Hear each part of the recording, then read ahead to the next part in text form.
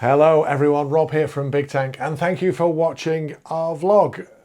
Well, I'm being a bit presumptuous actually. Thank you for clicking on the link to watch it, but hopefully we will keep you through to the end.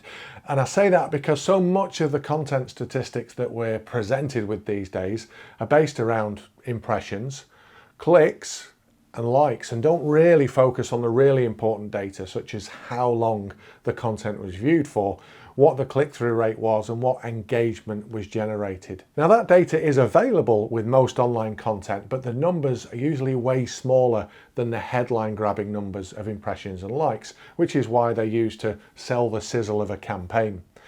Now, don't get me wrong here, view counts and likes are important, as it does let you know that your content is being seen, but they can be more of an ego boost than real-world commercially relevant statistics. So to really know if content's working for us, we need to know that it is being watched, it's engaging with someone, and is creating an action after the content has stopped playing.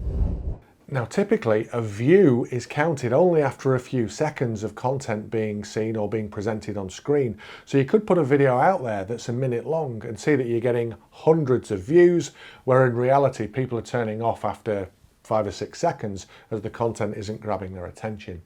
So when you're trying to gauge how effective your content is, always dig a little deeper into your content stats, and that background information is really the acid test. Taking a recent testimonial video that we uploaded to LinkedIn, the impression count is great at well over 1,000.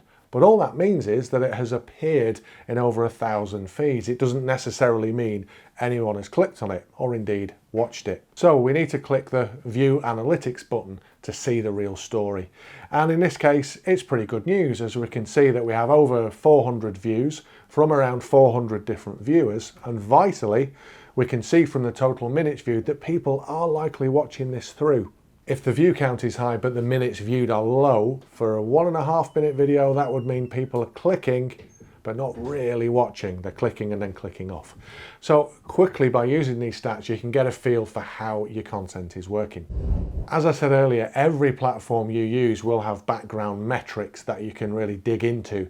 So if you really want to know if your content is working, get digging. And of course, a great sign if it is you're getting more email inquiries, your website views are going up, and the phone's ringing more. As ever, thank you so much for watching our vlogs. And if you do want to chat about how to track your video content effectively, do get in touch and keep the LinkedIn questions coming.